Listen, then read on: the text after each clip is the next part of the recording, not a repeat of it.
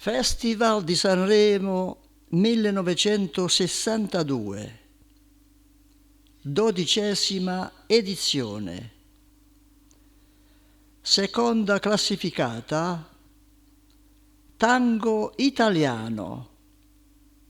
Canta Milva.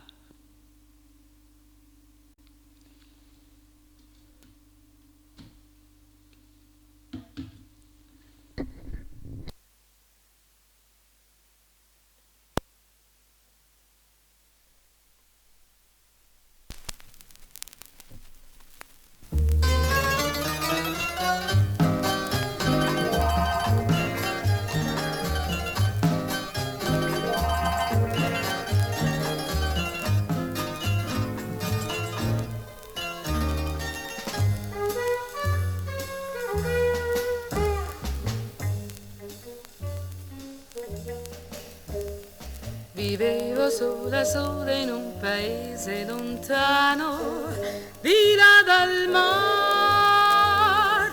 Una sera me ne andavo in compagnia di nessuno a passeggiare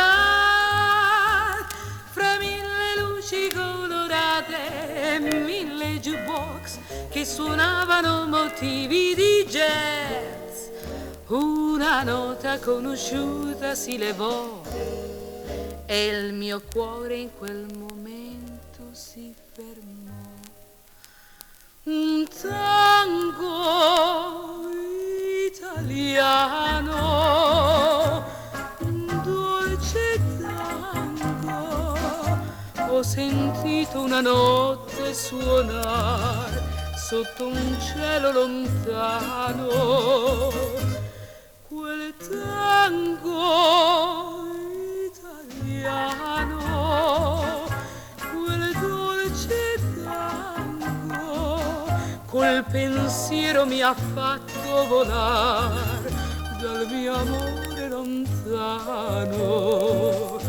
In quel momento sull'ali del vento avrei voluto andare e dal mio amore il mio cuore scontento voleva ritornare.